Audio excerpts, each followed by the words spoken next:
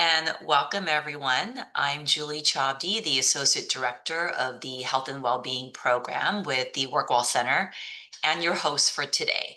Welcome to Navigating Challenging Times webinar series sponsored by the WorkWell Center, which is part of the Office of Behavioral Health, Health Affairs. Navigating Challenging Times webinar series supports all of you, our faculty and staff, through these periods of uncertainty with greater confidence, providing you with practical strategies, insights for managing stress and fostering resilience, as well as supporting you to prioritize self-care, develop helping coping strategies, and creating sustainable routines. We're glad to have you all here today to join us to reflect, reconnect, and restore. These webinars will continue on the third Wednesday of every month until the end of the year. Today's topic is a very timely one on coping with trauma, loss, and grief. Life's challenges can leave lasting emotional impacts. This session will address the complex experience of trauma, loss, and grief, and offer pathways to healing and moving forward. Explore strategies for processing difficult emotions and learn how to care for yourself and others with empathy during these hard times. And I know we're all experiencing these emotions as we deal with the last few months at USC and beyond. So we're here to help you process and cope with these emotions, covering topics today around understanding trauma, grief and loss, and coping with collective trauma. It is my pleasure to introduce our esteemed panel for today. We have Danielle Brown, coordinator of the Trauma Recovery Center with the School of Social Work, Tom Badsey, employee assistance professional with the WorkWell Center, and Christian Dimango, emotional support and wellness counselor with Care for the Caregiver. And before we begin, I like to always encourage you, if you like, to feel free to stand, stretch, move anytime during today's presentation. And with that, I will turn it over to Danielle to get us started. All right. All right. Thanks so much, Julie. It's really a pleasure to be here with everybody. Yes, that is me. That is an old photo. Okay, so I'm going to be talking today understanding trauma from a polyvagal lens, and I'll describe what that is. So first, if you feel comfortable, take a breath, inhale through your nose, and slowly exhale. Try to make it a longer exhale than it was an inhale. So right there, you're already engaging your vagus nerve and principles of polyvagal theory. Okay. All right, so let me see here. Can I get the next slide? Where are we? There we go. All right. So I'm going to talk about polyvagal theory because it is a model. I'm going to quote here Stephen Porges, who is the designer of polyvagal theory. It is a new model for how our nervous system and entire body responds to and changes with how safe or threatening the world feels to us. When we deal with trauma, grief, loss, all the different things that have been going on politically at USC and our personal lives, this can help give us some context. And my clinical practice as a therapist, really, I work with survivors of trauma, and this has been a really foundational way of working. But I think it's important for anybody to understand how their nervous systems work, because when we can understand our bodies and what's happening, we have more self-awareness, self-agency, and self-compassion, and compassion for others. And we can learn some practical ways of being able to change our physiological state, manage trauma, and try to find pathways for safety and connection, which is what we will get into. Let's see. Okay. Polyvagal theory shows us, so I read that first quote, when we feel safe, our body can enter a state conducive to health, growth, restoration, sociability, creativity, and productivity. And really, the other big piece of polyvagal theory is that it shows us how we are wired for survival and connection. And that connection is required for survival and health and wellness. So all these pieces go together. All right. Next slide. And I'm going to talk a little bit. It's going to be a little bit sciencey, but hopefully easy to absorb. So the vagus nerve is also considered the wanderer. It is the longest cranial nerve in our body. It runs through back of our heads here, through our ears, throat, heart, lungs, all the way through our gut. There's this lovely image right here, runs all the way through our body. And this will be important, knowing where it goes and where it runs a little bit later in my talk. It is the primary circuit, this in our parasympathetic nervous system that controls heart rate, breath, digestion. Okay. What's really fascinating about the vagus nerve is that it is primarily a big portion of it an afferent or sensory nerve, which means it communicates from our body to our brain. Normally, when we think of our nervous system, we think about communication from our brain to our body. When you think about sixth sense, gut feelings, right? You walk into a room and you immediately feel safe, or you walk into a meeting and you're immediately on guard or feel defensive. You're not thinking that initially, you're sensing it, you're feeling it, and that is your vagus nerve speaking to you. Okay. And what's so important about polyvagal theory and the vagus nerve in Porges' theory is that it's what allows us to keep us safe and to connect with others. Okay. All right. So next slide.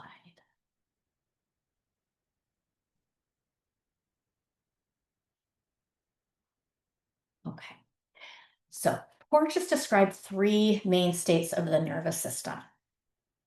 Our calm, safe state. He called it ventral. You don't need to know that part. Where we feel connected to other people. We feel what he term he's using is co-regulation. I feel safe. I'm going to make you feel safe. You feel safe, then you're going to reinforce safety in me. And so we have this bi-directional back and forth communicating safety. That's where typically we're looking for safety. We're social animals. We're always looking for safety. Another state we might also feel, and this is what often comes up when we encounter trauma, grief, loss, we might either go into fight or flight. That's our sympathetic nervous system. We might also go into freeze, shut down, collapse. Okay. And we have this on this ladder here. This is like the polyvagal ladder. We are always wanting to look for safety first and connection. Because when we are in connection, we are safe. When safety is not there, we're going to look, uh-oh, there must be danger. I'm going to fight or I'm going to flee. And if that's not possible, we're going to go into this collapse, shutdown. The thing to remember here is all of these states are good, important. We need them all. Our nervous system is designed to keep us safe no matter what. They're all adaptive. Our nervous system just wants us to survive. And you don't choose. Your nervous system chooses for you how it's going to keep you safe and get you through whatever situation you might be facing. So how do you know if you're in one of these states? Typically, when we're in fight or flight, right, we feel anxious, our heart rate is up, our breath rate is up, you feel shaky, we might have an upset stomach, dry mouth. Okay. That's a defensive fight or flight state.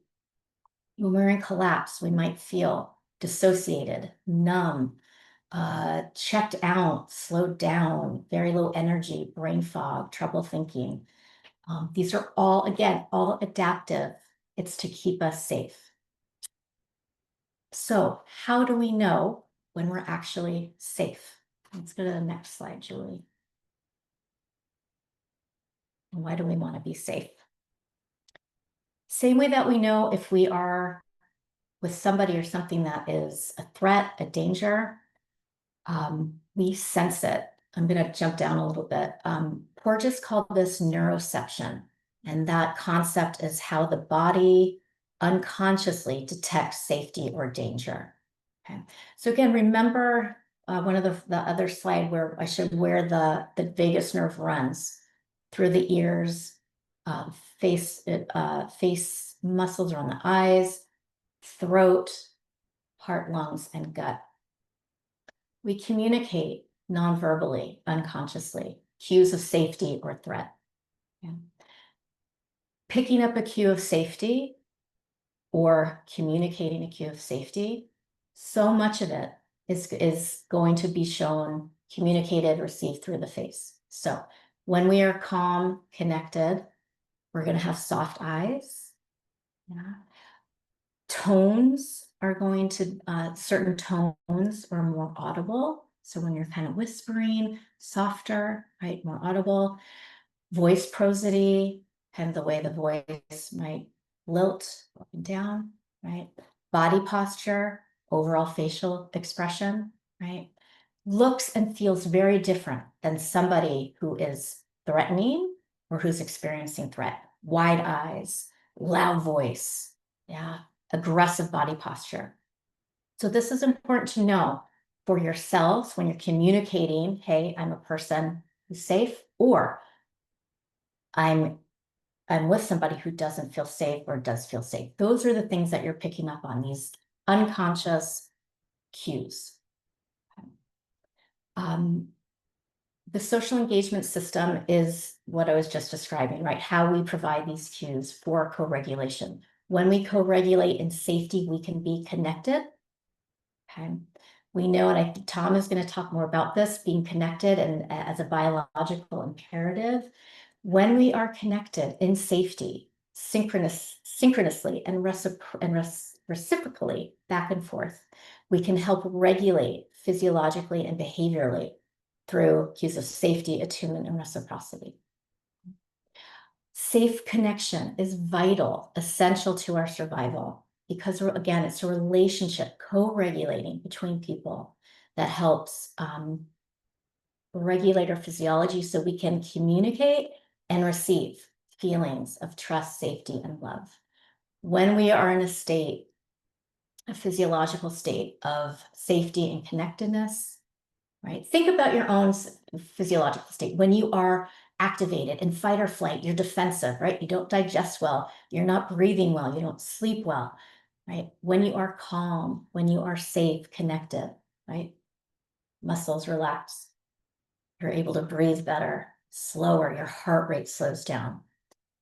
These are the physiological changes that happen when we're in a defensive fight or flight or in a safe, connected position. We don't want to be calm all the time. I will say that, right? A calm nervous system is not the goal. We want nervous system flexibility. We want to be able to go into fight or flight when we need to, right? It's adaptive. We want to go into shutdown when we can't find safety, when we can't flee or fight. Again, nervous system is there to keep us safe. What we want to do is be able to come back to a place of safety and connectedness. I think I have one more slide, Julie. I know there's kind of a lot of information, but hopefully some of it's coalescing. So how can we activate our nervous system, tune our vagus nerve, so that we can find these opportunities to be more connected and in safety and in connection with others? So the vagus nerve acts like a brake on your heart. It's called the vagal brake. When the brake is off, your heart beats faster. This is what's going to happen when you're stressed, when you're feeling, when you're in a defensive state, fight or flight, when the trauma or traumatic event or something disturbing is really present, right? Again, it's for our survival. When the brake is on, our heart beats slower. Again, this allows for flexibility in our nervous system. Our heart rate needs to go up and down so that we can respond if there is a threat, and we can respond when there is safety. Okay. Again, it's about flexibility. Want to be able to move in and out of these states when we need them. So how can we get more in touch with our vagus nerve and the effects on our physiology? The first thing we did together, breathe. Again, when we could take a breath, it's going to slow our heart rate immediately. Hopefully you felt a little bit calmer with just one breath. But the more we pay attention to our breath, we can slow our heart rate. That puts us in a less defensive position. That makes us feel safer. That makes who we might be with feel safer. And then we are back and forth in that co-regulating mutual relationship back and forth of safety. Okay. Awareness and attunement to self and others. Again, breath. How does our voice sound? Right? Is it softer? Is it really aggressive and loud? Okay. Our facial expressions. What's happening around our eyes? Wide stare. Do we have soft muscles around our eyes? Muscle tone in our body posture. Okay. Becoming aware of how our physiological state is projecting, being read by others. Again, when we can be in a safer, connected posture physiologically, that's going to communicate safety to others, which is going to communicate safety back to us, which again is going to put us in a more stable sense of safety and connection. And finally, glimmers and glows. So Deb Dana, who works with Stephen Porges, she's a social worker and psychotherapist, came up with this term glimmers, opposite of the word triggers. So finding any micro moment in the day that makes you feel good, where you feel less defensive, where you're breathing more easily. It's so easy, right? We tend towards kind of have a negativity bias, right? That ensures our survival. So we really need sometimes to intentionally find even the most fleeting experience, a micro moment of feeling in that relaxed ventral state where we're regulated and open to connection. Again, really hard to do when you're rushing through a stressful day, when you've watched the news, when something's happening at work, when something awful is happening in your life. But finding those little micro moments. So, for me, it's a song that comes on the radio that I love. It's cuddling with my dog, or even seeing a dog, right? I was thinking about driving to campus, so much traffic, so stressful, feel my heart rate going up, my breath is more shallow, I am not feeling calm and connected. But hearing a song on the radio I love, seeing a dog poke their head out the window and another car driving by, fleeting for a moment, but a moment where I go, oh, how cute, oh, how wonderful, right? Micro moment. And the more that we can be aware and attune to these little glimmers, these little moments, we can really sink in and help those develop into what Deb Dana calls glows. So more expansive experience of calm and connection. Another exercise that you could do too, again, going back to breath. So longer exhales and inhales. Okay, that's going to help slow your heart rate. If you're feeling shut down, again, we didn't talk about that one as much, but in that shut down state, disconnected, slow, foggy, faster breath, right? We want to kind of do the opposite. We want to get some energy and aliveness in there. Rubbing your hands together, right? Because oftentimes when that's shut down, we feel really out of our body. So bringing any kind of sensation and sensory experience back. Okay. Gentle stretches, sipping cold water, splashing water on your face, that activates the vagus nerve into a calmer state. So I know I'm at time, Julie. So I hope that, again, I know it was a lot of information, but hopefully gave a little bit of insight into our nervous systems. And I know what Tom is going to talk about next will be, I think, a good segue.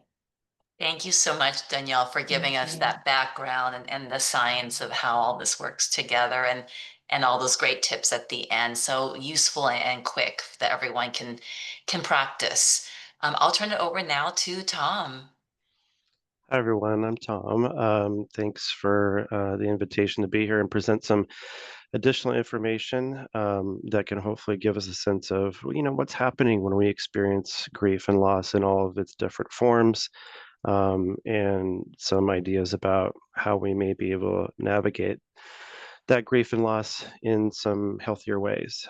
So, as Danielle was illustrating, our nervous system is really involved in a lot of those processes, a lot of the things that we feel when we lose someone, either because of death, because of moving away, or even in the form that a lot of USC employees are feeling now, the loss of colleagues who have been let go.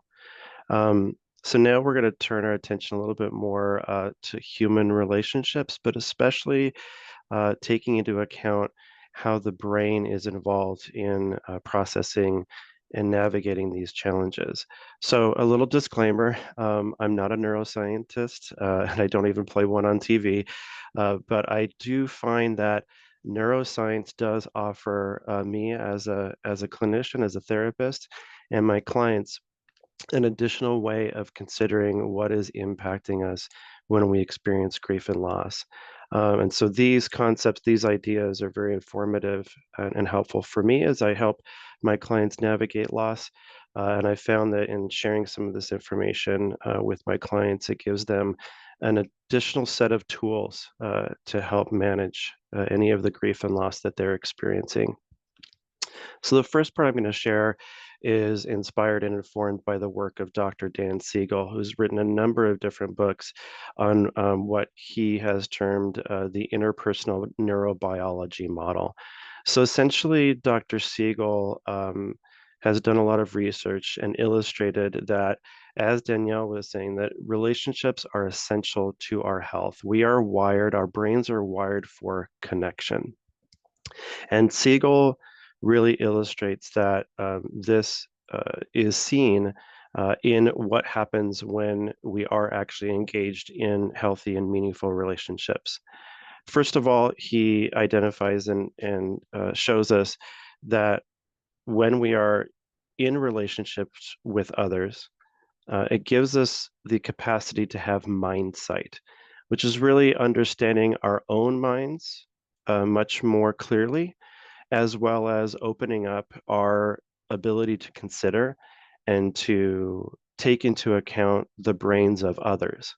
And that leads to us being able to have insight and empathy for other people. This is also reflected in the idea that relationships foster well-being by promoting a sense of what he calls moi, which is kind of an awkward word to use, but that term is something that Siegel refers to as the illustration that being in a relationship, again, gives us awareness in terms of ourselves and other people as well. A lot of our culture, a lot of the messages that we receive tend to value us as individual beings, that we're in this life navigating it somehow very much in a solo capacity. But what Siegel says is that being in a relationship with others, by promoting this mindset and this deeper sense of we, that we also understand and are aware that we're part of something bigger. And perhaps that is also illustrated why he emphasizes and really talks about this triangle of well-being. So as we look at the next slide, we'll see what that triangle of well-being looks like. Siegel identifies that there are three major components in terms of well-being. We have our brain, we have that mechanism that is managing the energy of our body and the flow of information that we are receiving. We have our mind, that's our consciousness, our ability to organize and regulate and make decisions and analyze situations, an integral part of well-being. As much Siegel points out that relationships are also key to well-being because that is where the sharing of energy and information flows. Essentially, when we start to think about, well, how does this impact loss? How does this affect us when we are experiencing the loss of someone that we are connected to? This triangle of well-being essentially allows us to feel secure about our future so that we can focus on that present. So that triangle of well-being, the balance between brain and mind and relationships, allows our future to be secure so that we again can focus on what's happening in the moment. Next slide, please. So what happens when we lose someone? Whatever that loss, whatever type of loss that may involve. So also informed by the research of Dr. Mary Frances O'Connor, who wrote the book, The Grieving Brain. Dr. O'Connor talks about the fact that a big part of what we're experiencing when we experience loss is that the model of the future is getting disrupted. So again, borrowing from that idea of the triangle of well-being, when we lose someone, we're not only coping with the loss of them in the present, but essentially what our brains and our minds are trying to navigate is what is life going to look like in the future without this person present in the same way that we were used to them being present.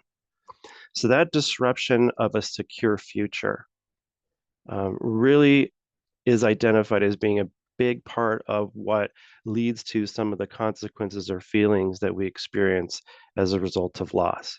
So sadness, anger, blame, guilt, a yearning for that person, a feeling of disorientation or disillusionment. Dr. O'Connor puts forth the idea that a lot of this happens because our model of a future with that person has now been disrupted. So if we go on the next slide, you'll see that there is, if we think about some of these concepts, there is some good news. We can do something about it. So I thought this image of a hub, right, of our sense of ourself as a hub can be illustrating of this point as well. So if we think of the first 5 senses, right, and then we think of the 6th sense, which Danielle helped to illustrate that interior of the body, what's happening there. I'm kind of talking about what's happening in the 7th sense or our mental activities. And then Christian's going to talk more about that 8th sense, what's happening in that field of interconnectedness. So the good news is that because we're talking about what's happening on the brain mind level when we're experiencing loss, is that we also know that our brains have this capacity for plasticity.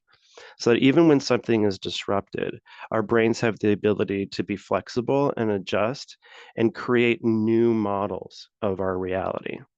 So sometimes in therapy, we'll talk about this idea of reauthoring, and we'll explore how do we reposition ourselves in a relationship with that person who is lost. So even in loss in the form of death, the relationship is not over. And regardless of whether or not you have religious or spiritual practices or not, this sense that you can now enter into a different type of relationship with the person that is gone, that relationship now is taking a different form. And that can actually present the person who's experiencing loss with the potential to actually engage in some sort of action or behavior to help promote that new reauthored relationship. Mindfulness. So when we have this wheel of awareness, this ability to engage in practices that help us focus on the present, what that does is also contributes to our ability, our brain's ability to have that plasticity and be flexible and adaptable. So sometimes the question might come up, well, if the present is painful, especially when we're experiencing the loss of someone, why would we want to focus on the present? Well, if we think about it in terms of this hub, what we're doing is we're getting back in touch with, we're reconnecting with some essential aspects of our healthy selves. And that those mindful activities can help foster that sense of, I have influence to some degree over the things that I'm going through right now. And as Christian will talk about in his portion of the presentation, a big part of navigating loss then also entails strengthening the current connections that you do have. So it's family, friends, coworkers who you still are connected with, and creating new connections as well. And we see that those approaches can actually have very significant and lasting effects and help us to navigate loss in a healthy way. All right. Thank you very much for allowing me to share this information. And now I'll turn it over to Christian. Thanks, Tom. Yeah, I'm Christian. Very grateful to be here with everyone today. We can go ahead and go to the next slide, please. So I just really appreciate the expertise and the foundation that Danielle and Tom have set around the psychological and physiological impacts of grief and trauma. So for the last part of today's webinar, I'd like to zoom out to widen our lens from the individual to the collective. So when entire communities are affected, the way trauma is experienced or grief is experienced and the way healing happens can look different, yet familiar too sometimes. So my work sits at the intersection of disaster mental health, healthcare, and community resilience. So we'll explore what collective trauma and grief looks like and how we can support healing at that broader scale. And just a little bit about me. This is actually a bird's eye photo of where I used to live in Louisiana. This is shot in 2016, 11 years after Hurricane Katrina. I lived very close here. So I sort of bring an amalgamation of different lenses. I started in nursing and critical care and trauma and grief counseling. I've worked through hurricanes, floods, a pandemic, loss of colleagues, loss of patients. So with that said, I'm really passionate and grateful to contribute to today's dialogue with Tom and Danielle. And I encourage everyone listening here today to continue this dialogue and, continue to seek that connection that we're all talking about today and never feel afraid to reach out. Next slide, please. So the International Federation of the Red Cross, IFRC, defines disasters as serious disruptions to the functioning of a community that exceed its capacity to cope using its own resources. So importantly, disasters and collective traumas aren't just hurricanes or pandemics. They include, both natural and man-made events. So when we talk about natural disasters, one might think of 2004, the Indian Ocean tsunami, 2010, the earthquake in Haiti, and wildfires, which can be both natural or man-made, as we've seen. Prominent man-made disasters that we talk about often are Chernobyl, BP oil spill. There are political and economic disasters unfolding. And interesting enough, when we talk about Hurricane Katrina back home in Louisiana, it's very polarizing in that it wasn't the actual, once the hurricane had passed, it was actually the failure of infrastructure and the levees collapsing that caused the flooding of New Orleans. So some people think of Hurricane Katrina as actually a man-made disaster. Next slide, please. So in disaster mental health, we think about trauma and grief on several different levels: individual, collective, institutional, or occupational, and even existential. These levels often overlap. For example, a person during COVID or even right now might experience all four of these simultaneously. And when we talk about minority intersectionality, that also adds a layer of complexity and further disparity in outcomes when it comes to cumulative or compounding different types of disasters. One might think of immigrants and children of immigrant populations right now. So on the individual level, we all know this might be losing a loved one or having our personal safety threatened, real or perceived, can cause these feelings. Collective, this is where entire communities lose their homes, livelihoods, sense of normalcy. And institutional or occupational and healthcare, we're seeing layoffs, chronic understaffing, a pervasive sense of moral injury, and existential. In my client work and group work, I oftentimes have heard these phrases of, who am I now?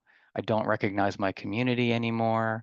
I don't recognize my institution. I don't recognize my country. So these are profound effects of large-scale disasters. Next slide, please. So when trauma and grief are collective, the symptoms show up socially, not just individually. Research and lived experience show patterns like loss of trust in institutions or leaders, polarization and division within communities, social withdrawal and strained relationships, shifts in belief systems, and even intergenerational trauma, where the impact is carried forward. So these patterns affect how communities recover and heal or don't heal over time. So on the left side, this graph shows the phases of disaster mental health, and the x-axis reflects time, and the y-axis is the emotional spectrum of highs and lows. So right now, for example, we're 9 months after the LA fires. The victims of the fires have felt this, emotional drop of like the rest of the world has moved on and we feel left behind. We're just picking up the pieces on our own. They feel very isolated and alone, which Tom and Danielle have painted the picture. And what grief work teaches us is that isolation that can plant that seed that starts long-term negative effects. And the mitigative factor is connection. So just like an individual on the right side, you see an EKG, an individual who's experienced, emotional and or physical pain, it can manifest in changes in heart rate. So when you have like a collective experience, just like on the individual level, I look at that graph on the left as an emotional dysrhythmia on a collective scale. Next slide, please. And one of the most helpful frameworks in disaster responses comes from the work of Dr. Judith Herman. She reminds us that trauma recovery happens in 3 phases. So the first one is safety and stabilization. Phase 2, remembrance and mourning. And the third phase, our theme, is reconnection and integration. And that collective healing requires structures that allow communities to move through those phases together. And the good news is there are evidence-based ways to engage groups and communities in healing, not just individuals. Next slide, please. So I like to think of these in a holistic way, the head, heart, hands, and spirit.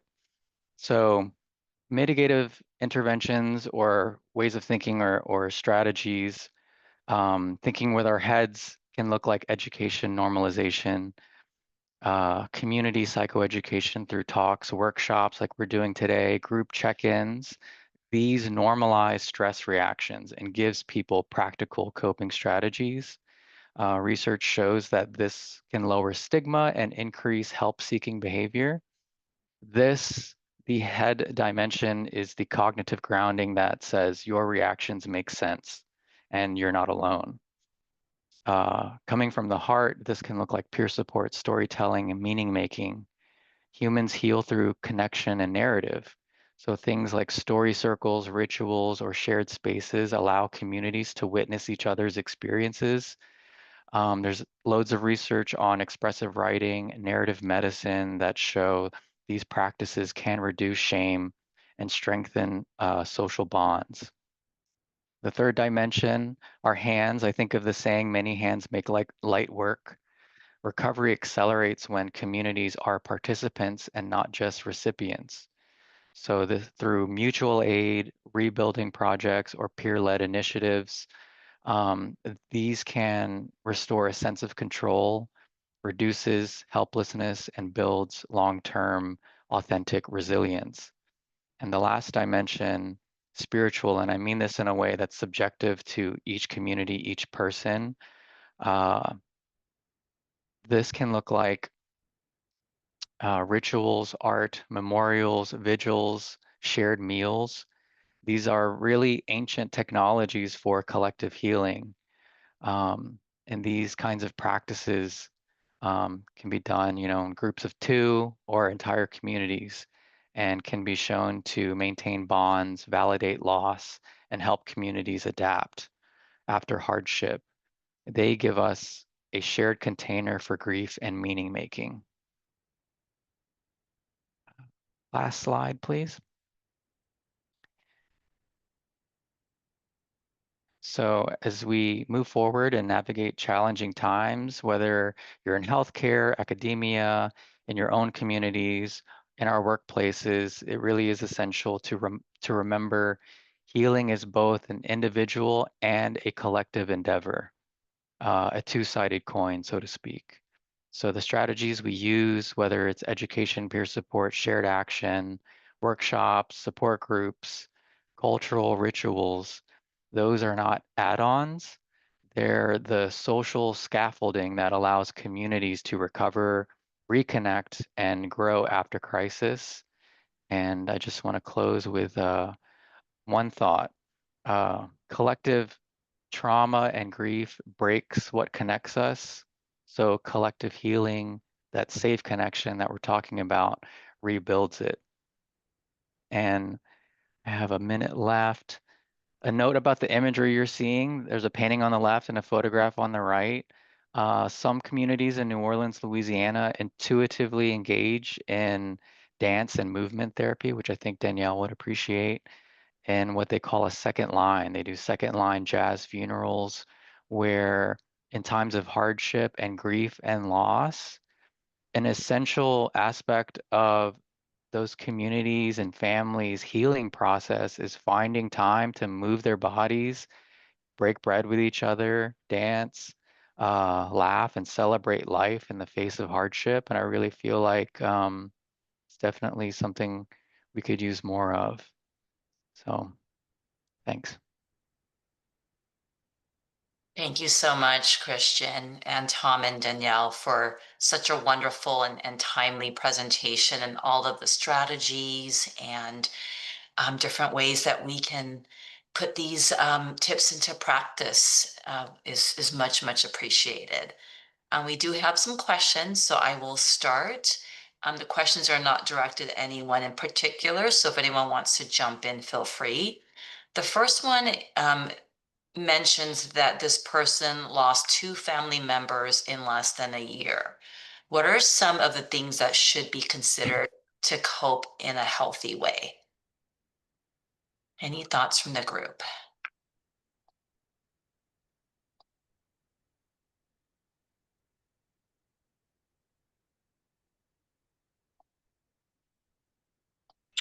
Tom, I'll let you take this one. Yeah. Well, I'll just start, and then yeah, if anyone else wants to jump in. One of the things that I think it brings up for me is this idea that that there's no rule book. There's no official step-by-step guide for navigating grief and loss. And so first, I'll just want to extend my sense of compassion for the loss that you experienced. And I think that idea has helped me in dialogue or conversation with my clients, that creating some space and grace for yourself, that you are going to most likely be experiencing a wave or waves of different emotions and emotional experiences. And so allowing yourself to feel what you're feeling in that moment, and hopefully trying to do so without a sense of shame, is something that can be one aspect of navigating grief. And balancing time to take care of yourself, as well as taking care of others. And I think just thinking about that idea of reauthoring the story of the relationship that you have with those who you lost, that can come in many different forms, but oftentimes I'll work with clients who will spend some time consciously identifying how it is that they would like to remember and honor the person that they have lost. So that can look different for different people, but identifying what's meaningful for you about the relationship from that person who is lost, and creating rituals or things that will hopefully get a sense of establishing a new relationship with that person and what that looks like. So just some thoughts that I had in terms of thinking about your question, and definitely want to see if Danielle and Christian have other thoughts too. Anything else to add, Christian or Danielle, or shall I move to the next Yeah. question? I thought that was lovely, Tom. Mhm. Yeah. Thank you for that comprehensive answer. This participant is asking, they are experiencing depression resulting from a personal relationship. What is the best resource? Is it group therapy, individual counseling, online connections, reading, or other methods? Any reactions? I think I'll piggyback on what Tom had recommended for the first question, where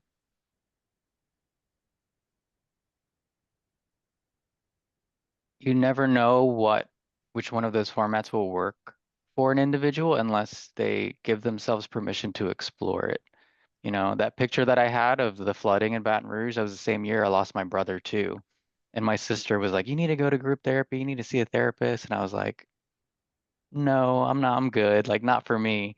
But I, you know, went, and it was amazing. So I think sometimes our our you know, friends, family, work group, or systems that we kind of are around a lot don't necessarily encourage that kind of like playful exploration in healing modalities. So my only recommendation is, you know, kind of uh, go into it with an open mind and what feels natural to you. And that if the first thing you try isn't for you, that's okay. Try something else, you know? So I'd like to just put that on the table, that you have the freedom and autonomy to explore, you know, all of the above, none, or, you know, I wouldn't say none. Try one of those things, but yeah, that was my 2 cents. Thank you, Christian. Here's one about connections. So this person understands the value of creating and maintaining current connections. But when feeling depressed, how do you find that energy to make those connections? Great question. This seems like a Danielle, like balancing Yeah, what it's your just gonna nervous system say, feels and like yeah, what you should be yeah, doing. The absolutely. Yeah, paradox. take the should off the table. But yeah, yeah, that's so hard.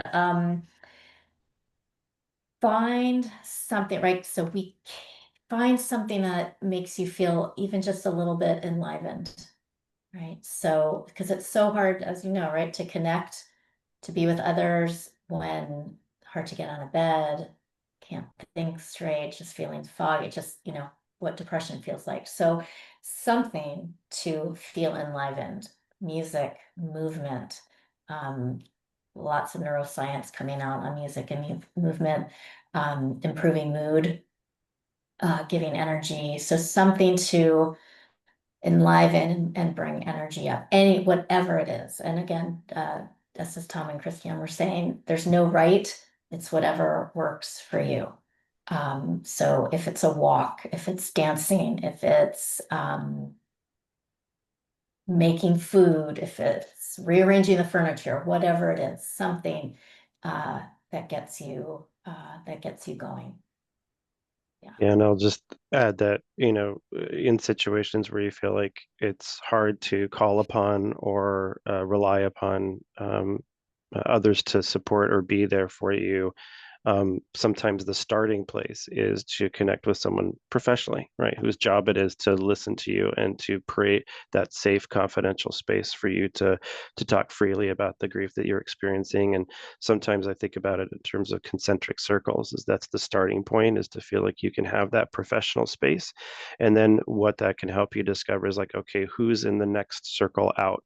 people that are in that most trusted capacity that then you can reach out to and really deliberately have some conversations around, I just really need you to just be there to listen to me. I don't need you to fix the problem, or I don't need you to tell me that it's all going to be okay. Someone that you feel can be there, and accepting of whatever you're going through. So oftentimes that's kind of the model that I use to think about how do we just even start, and again, I think that's really wonderful the way you described it, Danielle. It's like that, just any sort of things to kind of help you feel that sense of connection to yourself, or the things that kind of create some level of energy, and then that can actually lead to some of those other types of support that you can get as well. Thank you, Danielle and Tom. And here's our last question. This participant's daughter's dog just died today, and she's in shambles. How can she best console her daughter? Any tips on that? And sorry to hear that news.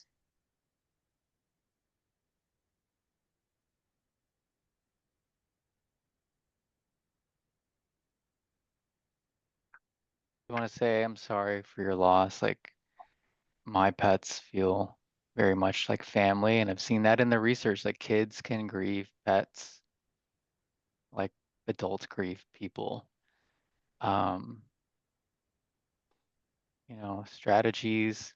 I think the theme is like what will work for your tribe, your family. Um, a ritual, burying the pet and sharing memories, and I think maybe holding space for what the pet meant for the daughter too.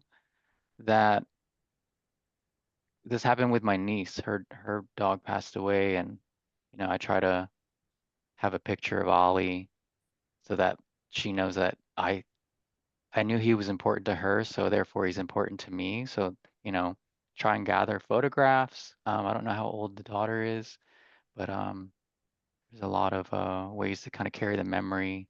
And we even got Piper, it's on Etsy. There's this like bracelet with a bead that you submit a photo of the dog or anything. And if you hold it up to light, she sees a picture of Ollie. So we gave that to her for her birthday a couple years ago. So Yeah, Well, yeah, 2 years ago, I lost my first dog ever, and she was 16.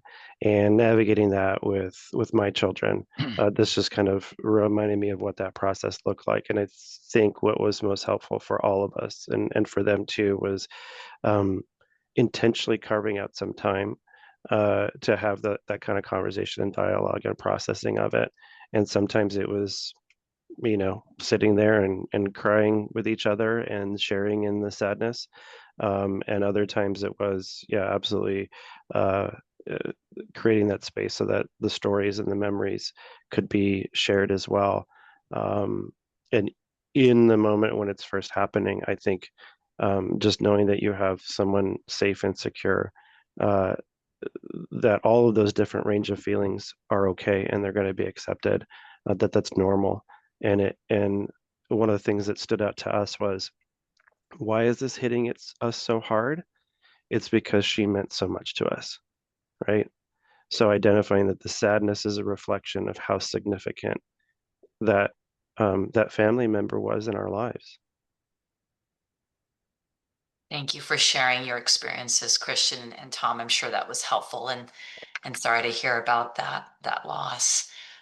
Here's another one. We'll keep going. These are some good questions. This person is asking how they can reconnect with a friend whose son committed suicide a few months ago, and the person's avoiding connections from even their best friends. Any thoughts on that?